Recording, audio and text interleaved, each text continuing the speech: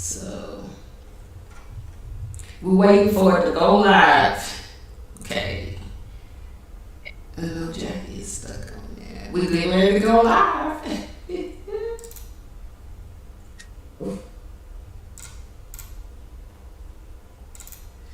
Recording in progress.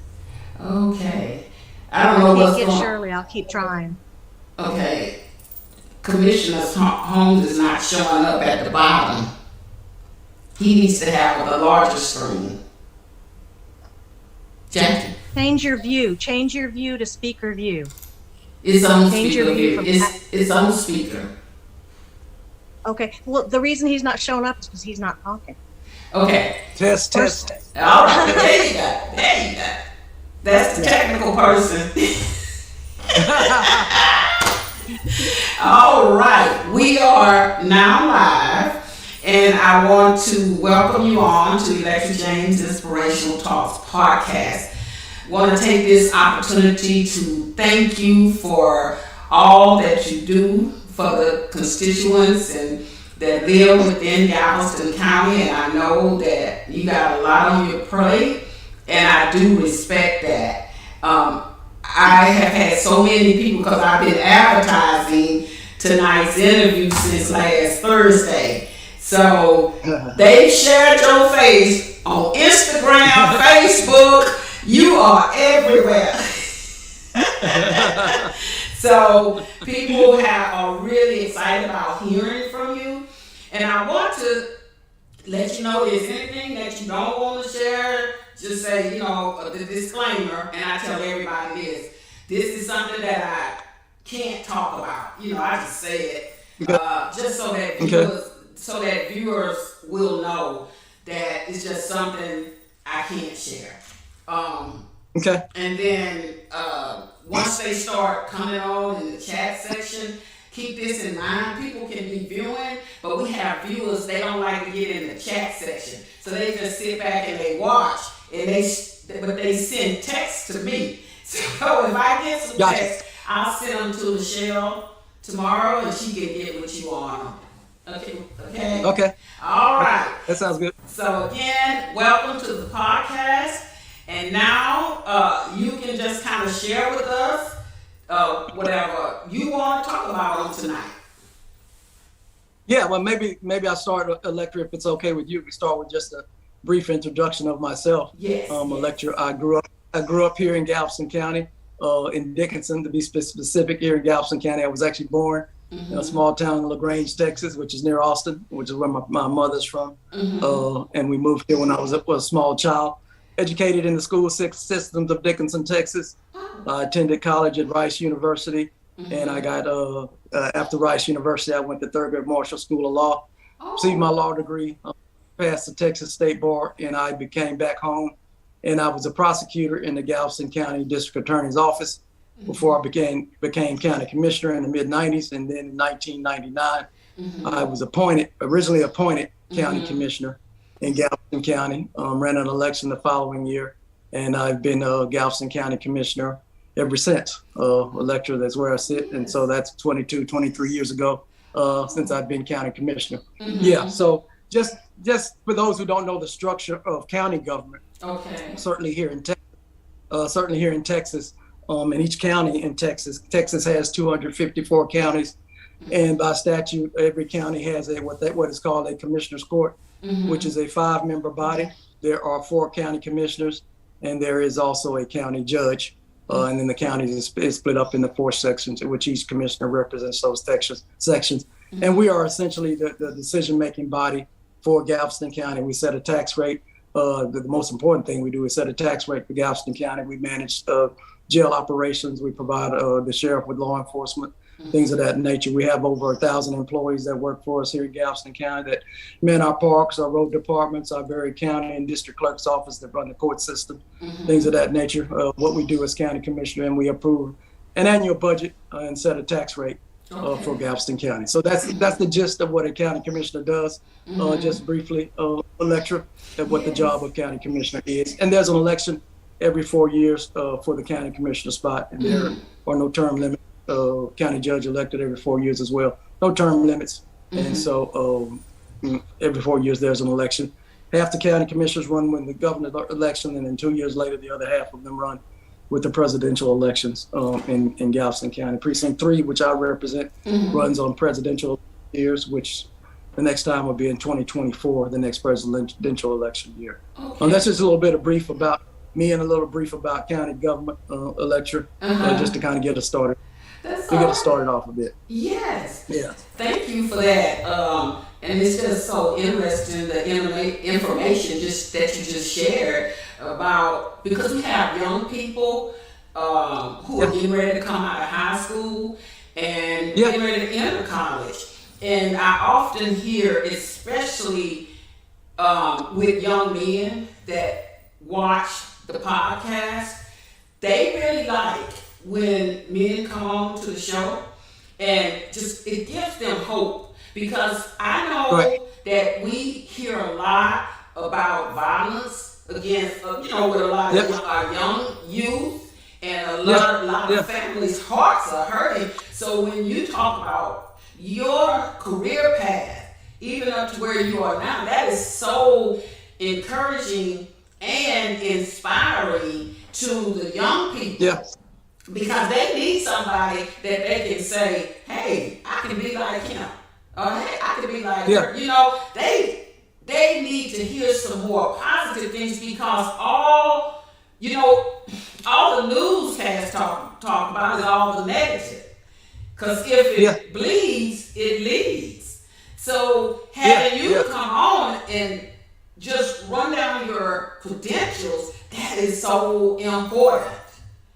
Because it brings about hope. Go ahead. So with me, electorate, I did when I was young. To be quite honest with you, when I was in school, going through high school electorate. I mean, I made good grades in school, but I never really initially didn't really have a plan. Initially, when I was in high school, didn't know where I was going to go, what I was going to do. But I knew that I wanted to probably get myself educated. Electorate, I never knew that, and so. Couple of things happened for me when I was in the 10th grade. Lecture, the first thing that happened to me was my sister graduated from Lamar University, and I got a chance to go to a college campus for the first time in my life. I'd never been on a college campus. I got to see my sister graduate, and I just thought, wow, I couldn't believe I was actually on a college campus, because I never necessarily envisioned myself in college, and I didn't really, like I said, in the 10th grade, didn't really have a plan. And then I had a brother that was 2 years older that very same year. My brother, who graduated with honors from high school, he got an athletic scholarship to Rice University.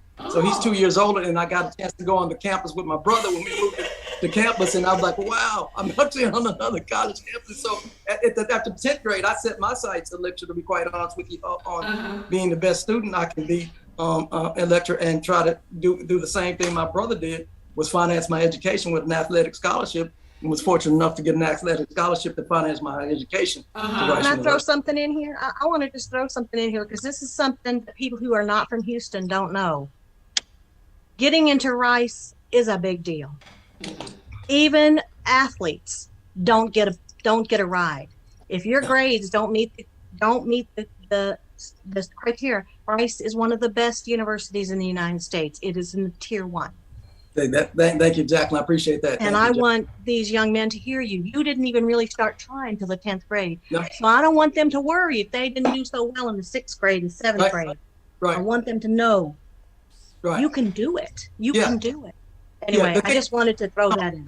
That's a good point, Jacqueline. But the thing that would encourage any young person to do is prepare yourself, because you never know when your opportunity is going to come. So you got to prepare yourself. So when that opportunity does come, that you can take advantage of it. Nothing is really lucky. Luck is preparation meeting opportunity. And so if you prepare yourself by performing academically or doing whatever it is that you need to do, when your opportunity comes, you can take advantage of it. But if you don't prepare yourself for that opportunity, you're not going to be able to take advantage of it at that time. And the other thing that happened to me, to be quite honest with you, I never actually set my sights on becoming county commissioner. I was a prosecutor, as I told you before my introduction. I was a prosecutor in the Galveston County District Attorney's Office, minding my own business. And there was a county commissioner here by the name of Wayne Johnson, very well-known county commissioner. Wayne Johnson was here, and Wayne Johnson, all of a sudden, out of the blue, he collapsed and he died, heart attack, and he died while in office in the middle of the term. And by statute, the county judge makes an appointment of the next county commissioner, because we were in between elections, and just so happens county judge plucked me out of the district attorney's office and appointed me. But I had a lot of similarities to Commissioner Johnson. He was a lawyer, I was a lawyer. He grew up in Galveston County, I grew up here in Galveston County, so we had some similarities. And I think, again, I was prepared when my opportunity came, and so I got the chance to be appointed. And again, I ran elections since then, and been fortunate enough to get to win elections from that point. Yeah, it's awesome to sit down with you. And when you talk about preparation, can you just share a little bit? Because the reason why I'm saying is because young people who are watching it might say, well, how do you prepare when you say preparations? What do they do to get prepared? Because some of them, they just really don't know. Yeah. I mean, I didn't know, to be quite honest with you. I never aspired to be county commissioner, to be quite honest with you. Election, it just happened. As I said before, I was prepared and it happened. So what you want to do, let's say you graduate high school and you're not exactly sure what you want to major in college. You got to take some courses in different areas of study to try to start figuring out what it is that really interests you, or where your opportunities might come to those things. But you got, and even as I said before, even if you're in school, you got to do the best that you can do in school while you're in school, because you never know what opportunity to go to college or where you might want to go to college might come, because you want to do the best that you can do. It's okay that you don't know what you want to do, right? But you gotta study hard, make the grades, take the classes, do all those things that are necessary. And then at some point the light will come on, or that opportunity will come for you, and it's going to happen for you. Okay, that's good. Thank you so much for putting that out there, and that's something positive that people can hear. It's not just needed here in Galveston County, because again, we do have viewers who are not on the same timeline, but they as us, but they still watch the podcast. Later on, and Jackie gets the feedback on it, so she tracks all of that, and I'm just glad that that's something that you came out the gate with, because that is, I'm telling you, I work in higher ed, and what you are saying, we have so many students that come in undecided, and they're scared. And we have those who will come in, because where I work in financial aid, and they're so downtrodden, because it's like, man, I thought I was going to get this scholarship, and I didn't get the scholarship, and it's like the whole world fell apart. My thing is, I try to keep them encouraged and let them know that life is not over because you didn't get a scholarship. There are other ways that you can go to school. There's other ways, because the future is going to happen whether you do something or not. And the thing of it is Reverend King shared this and said, to do nothing is not an option. And he came on, I interviewed him last Monday. He's running for Galveston County Judge. And to do nothing. That's correct. You don't take anything to do nothing. You got to do something. Right. Yeah, a number of our high schools here in Galveston County, Ball High in Galveston, Texas City, Lamarck, Hitchcock, Dickinson, they have what's called universal access. And with College of the Mainland and Galveston College, if you graduate from one of those high schools, you get 2 years free education. That's 2 years at College of the Mainland or Galveston College if you're in GISD, Galveston Independent School District. So you can go to one of those community college for free for 2 years. And so if you want to continue your education, the opportunity is there for you to continue your education and still give you another 2 years to start trying to figure it out or decide what to do. Yes. I tell them, build streets. I tell that to my grandson. You got to build streets. You got football, basketball, you got track, you got your academics. He's an entrepreneur. He started out at 15, creating his own business, making t-shirts. By the age of 16, he was doing things with cleaning, power washing, continuing to grow. And then at the end of all of that, you got God. And you depend on him because streets turn into avenues, but you can't do nothing without him giving you the ability to do so. Right. But that's absolutely right. Mm-hmm. Absolutely right. Yes. So I wanted to talk. I don't know if you can or would like to on tonight, talk about the situations that you kind of helped out in Galveston County. I know one of the big issues was redistricting, and some of the people that I talked to, that's their concern. Here's what they're saying: they vote don't count. They're not gonna go vote. If it's redistricting, then what does that mean for us? So that's kind of where I want, if you can, share that with us on tonight. I can talk about some of the processes. Lecture won't get into the exact litigation and things of that nature, but I can certainly share some of the processes. Redistricting happens every 10 years with county governments, with Congress, with the city governments, at all levels of government pretty much. They redistrict every 10 years based on the census. Some call it reapportionment, where they balance the districts out. As county commissioners go, one district cannot be more than 10% larger than the next district, so they try to balance the populations out with the redistricting process. And many times in the process, you must comply with the Voting Rights Act. And at one point, for the last 50 years, with the Voting Rights Act, jurisdictions in Texas would have to submit their voting changes to the Department of Justice for clearance, what they call pre-clearance, to get the approval of that, to make sure you weren't running afoul of the Voting Rights Act. 2013, there was a Supreme Court case that struck down the coverage formula for states to have to send those maps to the Justice Department. And here we are, 2022, 2021, 22. The Galveston County did not have to submit their maps to the Justice Department. And as a result of that, and one key caveat in the Voting Rights Act is you cannot disenfranchise or disadvantage minority voters in any redistricting process. And here in our process, we had my precinct, which is precinct 3, which was a minority precinct, which was 67% blacks and Hispanics, which was, in my opinion, a protected district. So as you really shouldn't dismantle that district. Long story short, our commissioner's court basically dismantled that district, thereby disenfranchising voters of precinct 3, where they could no longer, as a block, elect the candidate of their choice. They split those black and Hispanic voters up across 4 separate commissioner precincts, so that they can no longer have the strength of their vote to elect the candidate of their choice. And as a result of that, they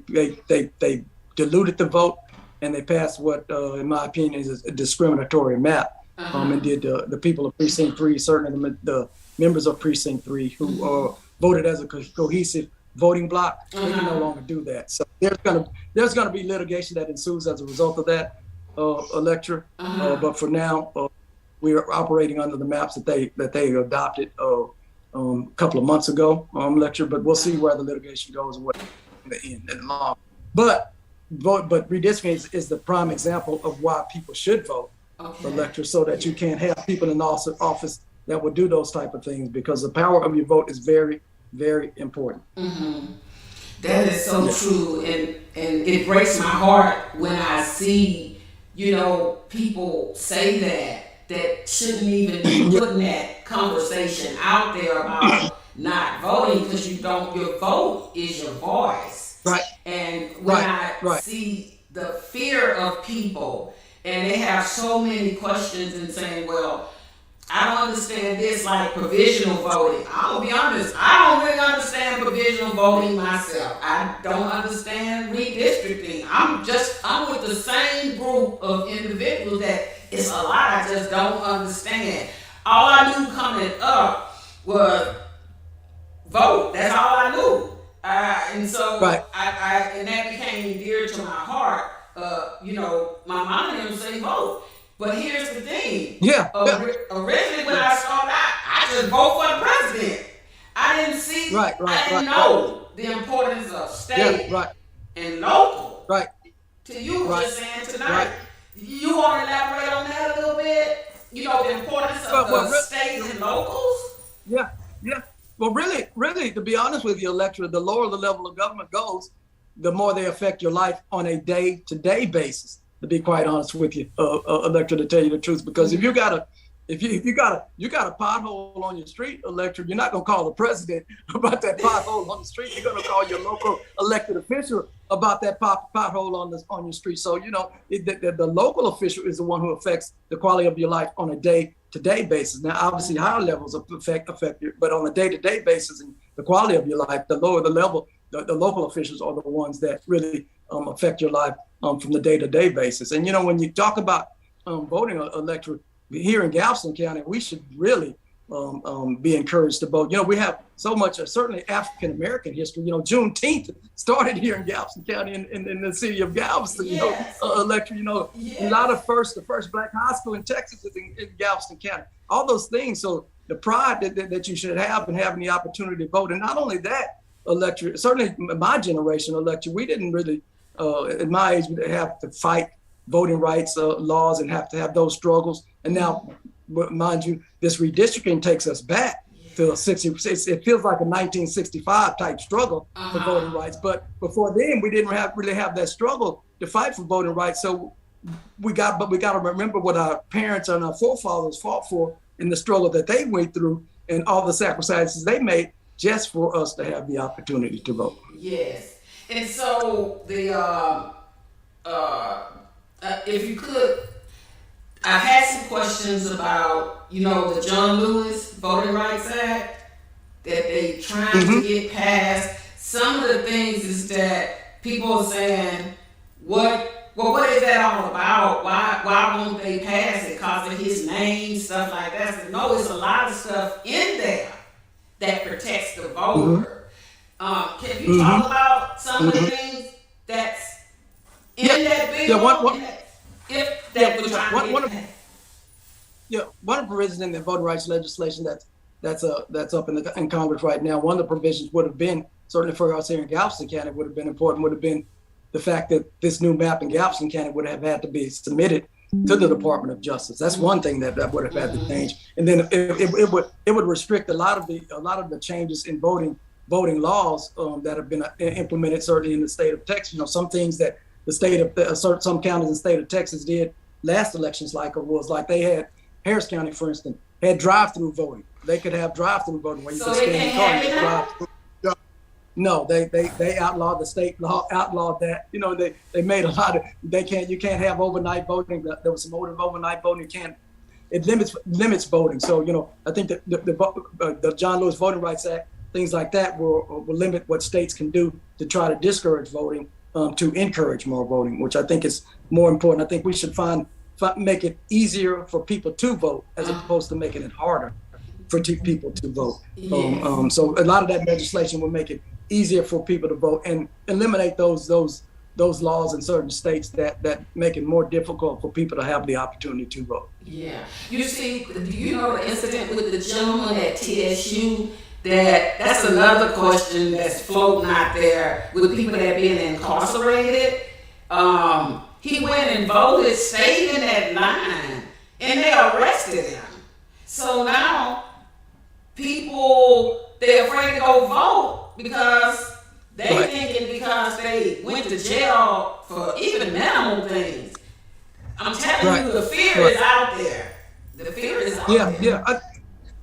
And I think that's some of the effect, and it's by design, some of the effect to try to arrest people for things like that. Now there are certain laws that if you're still obviously if you've been convicted of certain offenses, you can't vote until you're released from confinement or at least from parole, things of that nature. But a lot of people who may have been released, who may be out, may be on parole, to be quite honest with you, Electric, they don't know that they can't vote. Electric, if somebody's going to commit a crime, I really don't think them trying to go vote, be honest with you, Electric, is something that they're going to try to do, knowing that they couldn't do it. I think many people, the cases I've read about are people who did not know that they were not allowed to vote. Electric, it was not that they intentionally were trying to do something or create any type of harm. They just didn't know that they were not clear to vote. So, and that's the failing of the parole system for not letting them know, for not making it clear to them. That is correct. So, yeah. But the lady just got 6 years. there has to be something else that we don't know. There has to be. Unfortunately, she can't be arrested. I mean, she could be detained, but I don't think she could be arrested for this and given 6 years. There has to be something we don't know. And I'm sure that Judge, our friend Reverend Knight, who's running for judge, he would say that. Or Reverend King. Tell us, we don't know everything. Yeah. Reverend King, I couldn't remember. Reverend King. I have no brain left, but But Commissioner Holmes, what are your views about that? Only if you can share or care to share your views on that. Yeah, well, I think what you have when you look at, obviously there are different laws that apply all across the country as it relates to that type of voting. But I think what some of the cases that I've read about are examples where you have judges who are doing the sentences, and those judges are elected on a partisan basis, meaning that they either run as a Republican or Democrat, and if they run in certain parties, they use that as a platform or a tool to get another star within their political party. Something that they did. Look at, I said I convicted this woman and I sentenced her to 2 years or whatever in the penitentiary for illegally voting.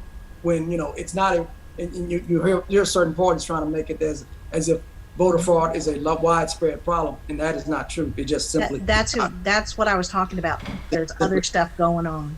There's other stuff going on that we don't know, like this, like this, and it makes you I can understand why people are afraid. Yeah, people are afraid. Yeah. And I can understand. And that is exactly the effect that a certain party wants to have. I understand. Yeah. Well, I got someone over here not completely off keel, long as they know they want to do something. So that person, that viewer, is going back to when you were talking about the actual having a plan. She's going back to initially when you introduced yourself and making that comment. Yeah. So, yeah, I think I didn't hear all what you said, Electra. I got the gist of it. I think you broke up there a little bit about making a plan and kids making a plan. Is that what you were talking about? Yeah, that the viewer was saying that what you were saying basically is good that you're sharing that because young people, especially seniors, they tend to give up because they think that life is over because maybe something didn't pan out like they wanted to before they got to the end of their senior year. So what you were saying was so powerful because we need to hear more of that. Sometimes once we make it, we just forget about those who are coming up behind us. So she was saying she appreciate that. Right. Good. I'm glad to hear that. I'm certainly glad to hear that. Electra, certainly glad to hear that. Another thing is, viewer says, "Good evening, Commissioner Holmes, Miss James, and everybody with us tonight." So she's welcoming you. She's glad you're on. In fact, this viewer had told me earlier, I am sharing this. I tell you, your face is everywhere. You on Twitter, you on everything. Instagram, Facebook, you everywhere. You famous. Well, I'm glad I'm out there, Electra. You out there. Oh, I put you out there. I've been putting you out there since Thursday.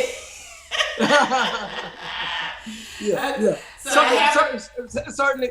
Yeah. Go ahead. I was just going to say, certainly as an elected official, one point I would like to mention is, as an elected official, I think it's certainly important for us to be certainly public servants of election. I don't think it's enough for us just to do our job. I think we have to try to figure out ways to give back. And 15, 20 years ago, one of my fellow commissioners, Patrick Doyle, we were having a conversation and we talked about, he felt the same way about giving back. And we formed a nonprofit, Galveston County Senior Citizens Activities Incorporated, elected 15 years ago or so.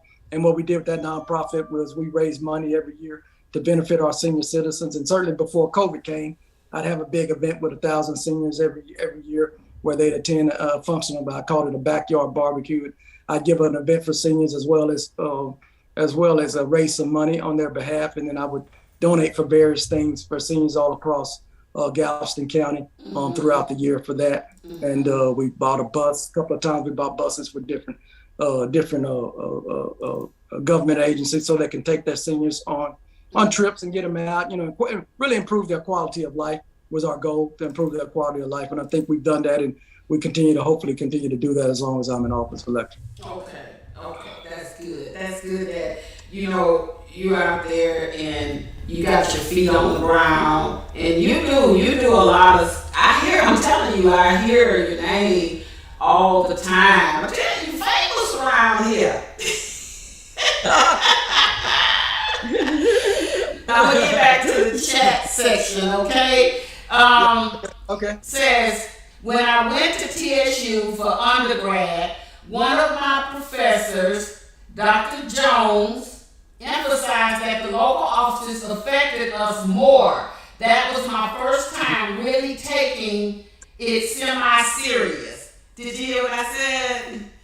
Yeah, that's correct. That is correct. It just said, yeah, the local office affect your day-to-day life more than the national offices. Oh, okay. Another viewer says, I know Commissioner Holmes from NAACP. So you was in the NAACP, and so, see, I'm telling you, famous around here. Another viewer says, speaking on what Ms. James said, yes, we done things back then because we were told to. The differences with kids and young adults today is they want to know why should they do something. That's a viewer saying that you did things because you were told to do. The young youth today, they want to know why. How do you view that? Because they always question everything. Is that a good thing? When I get a chance to talk to young people, I try to get to them to ask them, first of all, let's start where you want to be. And then if you tell me where you want to be in a certain length of time, we can talk about what you need to do to get to that certain place where you want to be. And that gets to, this is why you have to do certain things, because you want to be out there, or you want to be this, or you want to be up here at a certain point in your life. And this is why you have to do these certain things. That's why. So if that's really your goal, this is what you need to do to get there. Okay. That'll answer that viewer. Another viewer says, my first interaction with helping with local voting parties was during undergraduate school. When was your first real interest in politics? You may have already answered this, sorry, but you want me to read that again, or you got it? No, I heard it. No, to be quite honest with you, Electra, I didn't have a deep-seated interest in a whole lot of politics, honestly, until I got appointed county commissioner. I didn't have, and that was my early 30s, 31, 32, Electra at that time. When I got plucked out of the DA's office to be county commissioner, that was when I really started. I mean, I voted, don't get me wrong, I voted at the time, but I was not really active, per se, in politics until that time. Okay.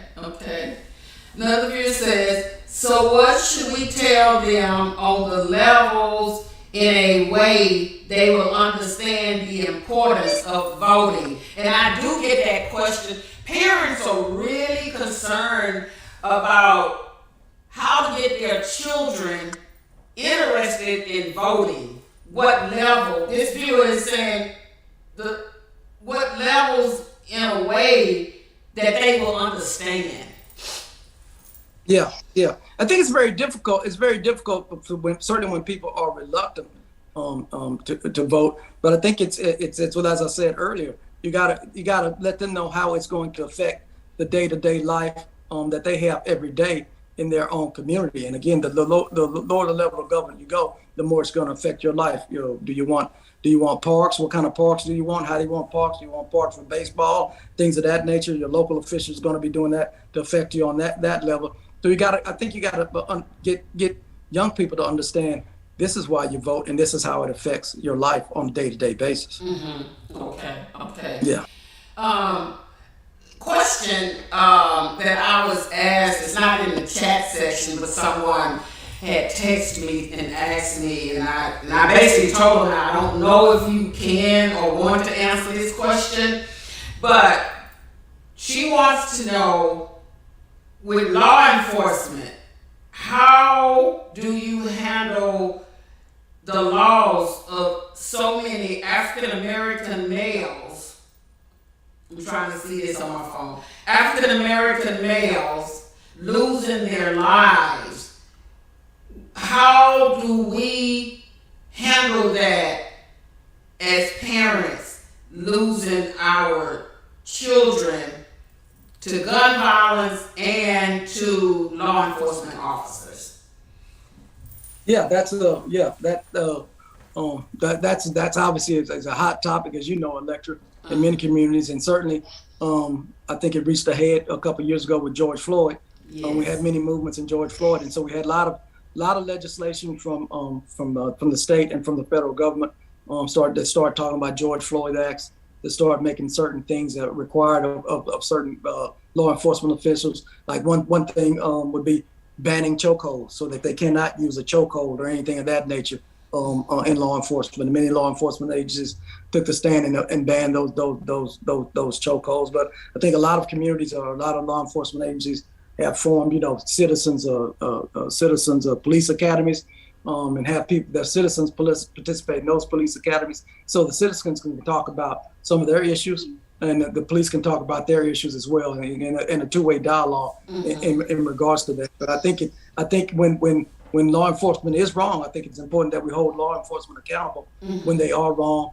for things that are happening. But law enforcement, by that same token, with guns that are on the street, that's a difficult job for them, with guns that are on the street. And I do know I certainly had a conversation with a group of our law enforcement agencies around Galveston County about trying to crack down and make sure some of that stuff, so that they can start policing some of those things and looking at some of those areas to try to get some of the guns off of the street. Another question, how do you rank voting from 0 to 10, and could you explain why? How do you rank voting from 0 to 10? And could you explain to us why? Well, yeah, I'm not sure. Yeah, basically, so if 10 would be, if you're talking about the importance of voting from 0 to 10. Yes. I would say the importance of voting is at 10, without a doubt, because just for instance, your taxes. You pay your taxes, and elected officials decide where your tax dollars are going to go. They decide where that money is going to go. So you gotta, if you don't vote to decide who your representatives are going to be, you lose your voice, because you're not exercising your voice exercising your voice to tell them, hey, this is the guy I want to be in charge of deciding where my tax dollars go, things of that nature. We just so I think it's voting affects your life way more than people really realize. Yes. Okay. Magnificent answer is the response. See, I have to answer questions from the phone as well, because people text me. So everybody don't get in the chat section. Some people send messages on the phone. I got you. Yeah. I just want to, you talked about redistricting. Yeah. Commissioner, I don't understand. I mean, I understand what it says about, I never knew this, that every 10 years it was done based on the census. I didn't know that. I didn't either. So first thing I'm gonna say is everybody better do their census. If you don't do your census, it's useless. Right. But I don't understand why they can break up neighborhoods, because isn't it right that all the people in a neighborhood want to vote for their local playground or whatever? So I don't understand how redistricting can break up neighborhoods. How can that? I mean, do they just arbitrarily pick boundaries, or do they go by some natural boundaries that we don't know about, or is it streets, or how do they do that? Yeah. For our latest map, I didn't draw it, so I couldn't answer the question as to why they did it or why they chose certain lines to do it. But Jacqueline, here's what the issue was, though, Jacqueline, is 10 years ago, we had the United States Department of Justice who policed that. Certainly the state of Texas that would say, this is the map you drew, send it to us so we can see if it complies with the law. Now we don't have that. So a jurisdiction could basically draw any map they wanted to draw, split it up any way they want to split it up. And the only way to stop them is to have litigation or have the Department of Justice step in and file a lawsuit on behalf of the communities that are there. Because so it's basically a free-for-all now without the protections of the Justice Department, those maps being cleared by the Justice Department. Is that every county, or is it just Galveston County, or are they targeting certain counties? So is that happening in Harris County too, and I just don't know about it? I mean, I only pay attention to what we're doing here. Okay. I just, I hear about redistricting. I didn't understand. But the problem is none of the jurisdictions in any state are covered any longer by some justice looking to see if justice is upheld. Right. So it's like the Wild Wild West. Everybody's doing anything they want to do, pretty much. I got you. Oh, yeah. I get that. I understand that analogy now. Okay, yeah. I'm sorry. Okay. No, that's right. That's a good question. That's a very good question. I have another question for you, Commissioner. It says, the viewer says, in a dumbed down explanation, how would you explain the office you are running for? Meaning, when in office, your job would be to do what? That would be a great way to explain to our youth. So I think what I hear the viewers saying is, how do you actually start running for an office and then make people aware of what you will do in that role so that they, to explain it to them better. I think what she's really saying, can you put it to where a way that it would interest them in voting, as well as some point, if they wanted to consider running for a position, how do they go out there and tell people that they're running, and what does that position entail? Yeah, so on my level of government, county government, it is a partisan election. So there's a Democrat and a county and a Republican side of it with our election. Many of the city council races are nonpartisan, meaning that you don't sign up as a Democrat or a Republican. But in the case of a county commissioner, you either have to sign up as a Democrat or a Republican, and then you file your paperwork with the various parties back in December. The election for the nominee for the different parties happens in March with our March elections. That early voting started Monday, as a matter of fact, with our party elections. Then if you get your party's nomination, then you would run in a general election, which is in November, to become county commissioner or county judge. Either one of those is what you would do there. So as far as how you would get your name out, it's much different than when I first got in office in the 2000s, 1999 actually. Now a lot of elected officials, a lot of candidates are so savvy in using social media to get themselves out there with the social media platforms, all the different platforms, Instagram, Facebook, Twitter, all the different platforms that are out there is how they do it. And if you don't do that, you do direct mail. And this is a difficult time to be running campaigns because of COVID, to be quite honest with you. Yeah. You can have a lot of the public function, but you can't get the attendance that you could when there wasn't a COVID going on. So it's a different kind of strategy these days. And I think the importance of direct mail and social media are even more important for elections, given the COVID situation with COVID. Oh, okay. Someone wants to know, can you name the different organizations that you help with, and how can my young son and daughter get involved in some of the things that you're involved in? Yeah, the main thing, my main focus most of the time is my own nonprofit, Galveston County Senior Citizens Activities Incorporated, was my own nonprofit, and we would have, as I said before, a big event every year. But COVID has stymied us the last couple of years. Because of COVID, I'm not comfortable getting 1,000 senior citizens together in one room at one time because of COVID. So it's kind of stymied us at this point. But there are a number of organizations that you could have your kids join. I mean, I do some work and some things with the Boys and Girls Club, United Way. You give United Way, Salvation Army. Some of the cities have their own local nonprofit agencies. There's M.I. Lewis and Dickinson, St. Vincent's House in Galveston. So some of those nonprofits that are out there, and there's almost one in every city that do a lot of good stuff for their communities. They have food drives. You're going to go give with the Galveston County Food Bank.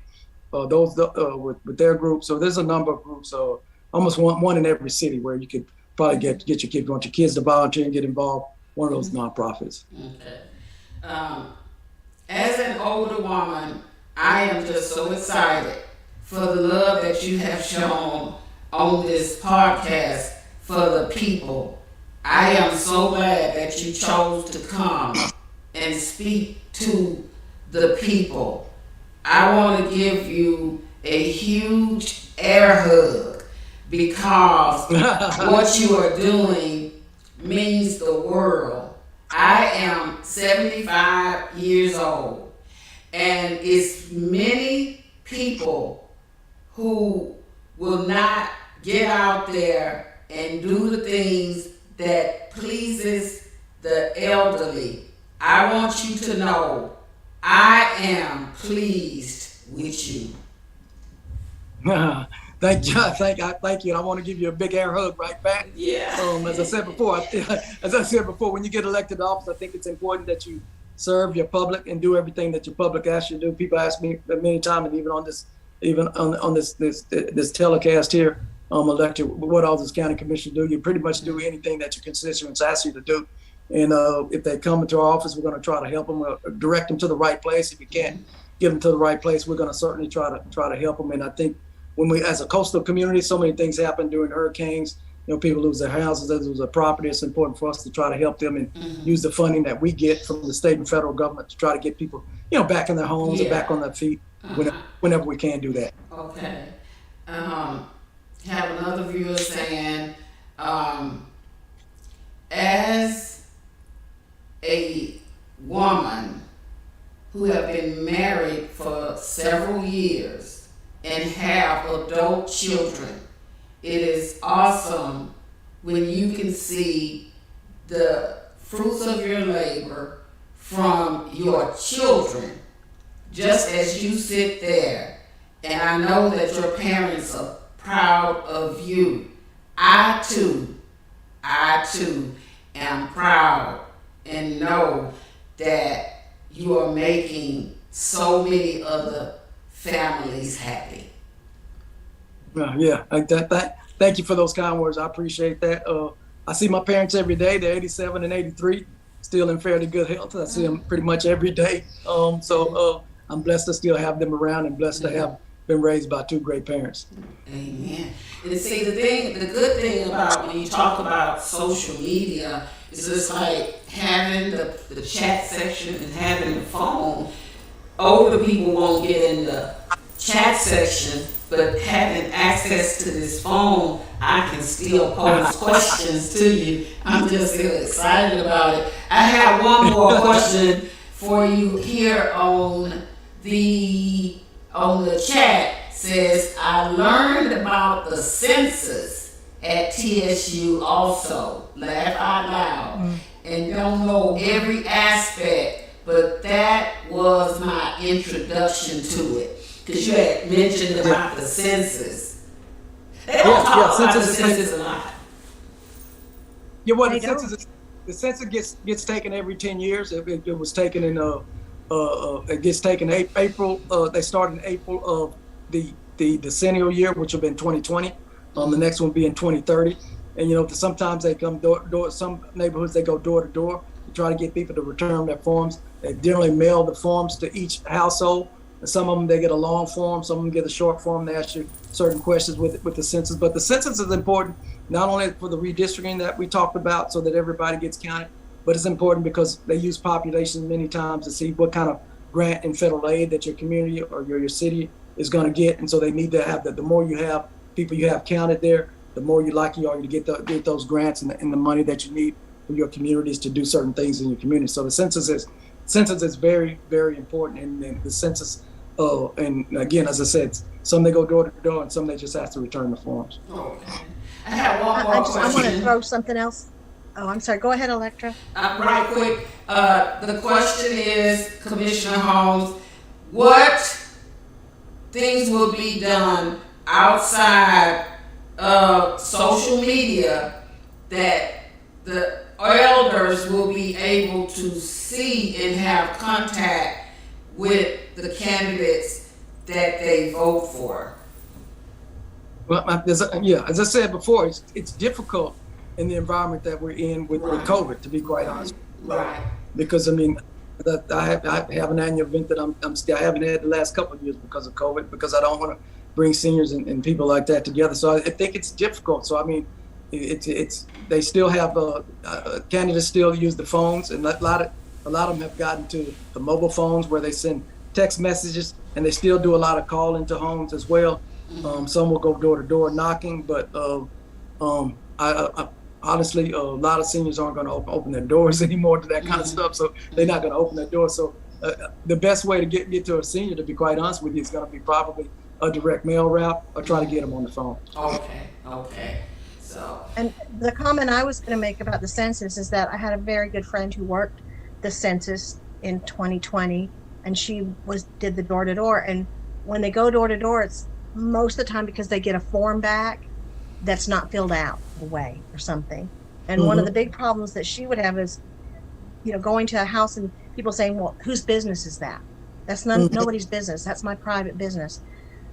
But I think if people listen to you and listen to what information is gained from the census that you as a commissioner can use to get us funding, like, lower income houses, or, how many children, or, things like that, ethnicity, all of that kind of stuff can get your area more funding. So please, I'm just asking everyone not to be afraid to tell us who you are when on the census, because the census is not just about counting people. It's about getting services. Yeah. Anyway, I just had to throw that. No, that's a good point. That's a very good point. Very good point. So we are at the last 5 minutes, and Commissioner Holmes, the way that I generally do it towards the end, because if we don't get off within an hour, it's going to cut us off. You get the last words, but I always ask Jackie, is there anything you want to say, Jackie, before Commissioner Holmes has the last word? The only thing I want to add into our conversation tonight is that there are different places that you can go and look at what people's platforms are that are running for offices. And one of those places is the Texas League of Women's Voters. You can go to their website. You can look at every candidate, no matter what party they're in. You can look at what their platform is. And I just want to stress that so people know you don't have to guess. You don't have to guess. The information is out there. Nobody's keeping it a secret from you. Right. That's the only thing I wanted to add. Right.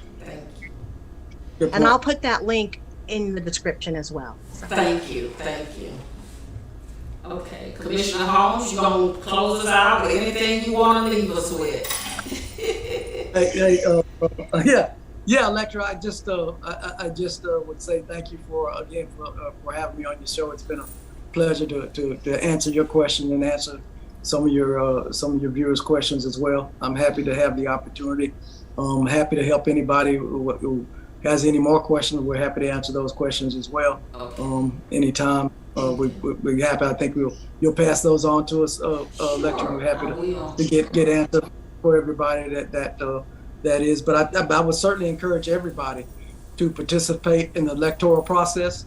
Even if you don't even want to just do nothing but go in there and leave your ballot blank, go down to the polls and go down there. If you're not sure who to vote for or whatever, but at least go in there and let them know that you are a voter, because the more you vote, the more attention that you will get. It's important that you vote. And if you're going to vote, educate yourself on your candidates before you get in there. Know what your ballot looks like before you get in there. There's websites all over that has what the sample ballots and what they look like for you. So, and then know which candidates you want to go for. Have a plan when you go into the voting booth with the plan. And for our young people out there, it's always important for you as well. whatever you want to do with your life, or start making your plan and decide how you're going to execute your plan and get there. And don't be discouraged by setbacks. Continue to fight and struggle to get to reach your goal, because a door is going to open for you eventually at some point, and you want to be ready when that door opens for you. And for any other elected officials out there that may be listening about taking part in this, I would certainly encourage them to make sure that you not only do you get elected to do the job as an elected official, but to encourage you to do stuff for your community outside of what you do as an elected official to improve the quality of life for everybody that's certainly in your community. And I certainly love our senior citizens. Always have been important to me since I've been in office. I've been a favorite of mine. So I certainly would encourage anybody to look out for our seniors out there in our various communities, because they are certainly the foundations that we stand on ourselves in this day and age. So and that's it, Electra. Thank you again for letting me come on. I appreciate it. Yes, and you are welcome back anytime that you want to come on. Just have your assistant to reach out, and we will get you back on, because, hey, now I need to tell you this. How you gonna get air hoods and I don't? There you go. I got it right now. Right now.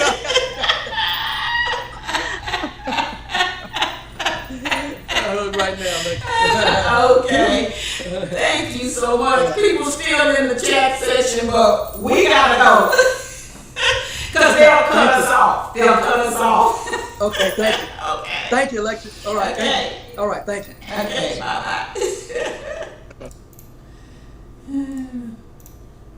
Record.